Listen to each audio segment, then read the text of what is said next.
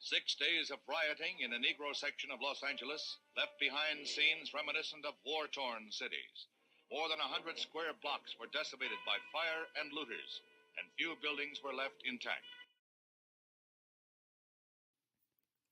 1965, on a Wednesday evening, stepbrothers Marquette and Ronald Fry were pulled over by a white California Highway Patrol officer in the Watts neighborhood of LA.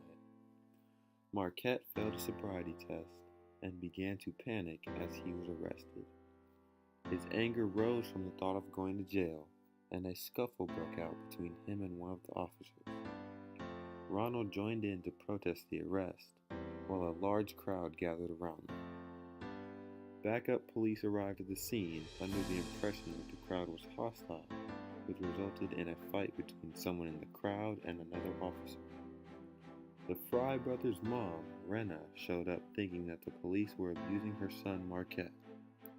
She rushed over to pull them off him, which resulted in yet another fight. It was hot.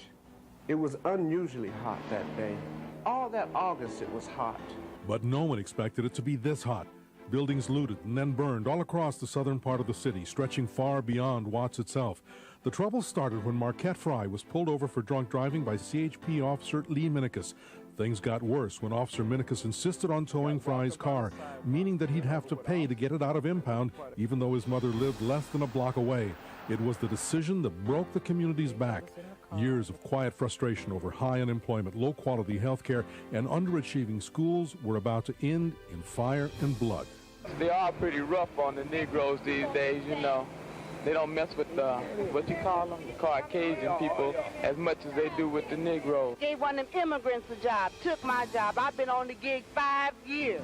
Took my gig and gave it to one of them foreign immigrants, and I don't check it, and I'm laying to burn. News crews covering that first night of violence were attacked by rioters. The next night, news organizations were scrambling to find non-white reporters and photographers to cover the violence. On night 3, Friday the 13th, the National Guard arrived, and Marquette Fry got out of jail. He couldn't believe what he saw. I don't know. First off, I started crying because I couldn't believe it. You know, my heart started beating real fast, and I didn't really have no one thought. You know, I mean, it was just like, oh no, this isn't for real. By the weekend, Watts was worldwide news. We made it very clear in the very beginning to both Mayor Yorty and Chief Parker that we believe absolutely in law and order, that we abhor violence, and that we are as distressed about the riot that took place in this community as any white citizen in the community. As the crowd got angrier about the scene they had witnessed, many civilians began to fight back in defense of the Frys. As 2 motorcycle police attempted to leave, one was spouted.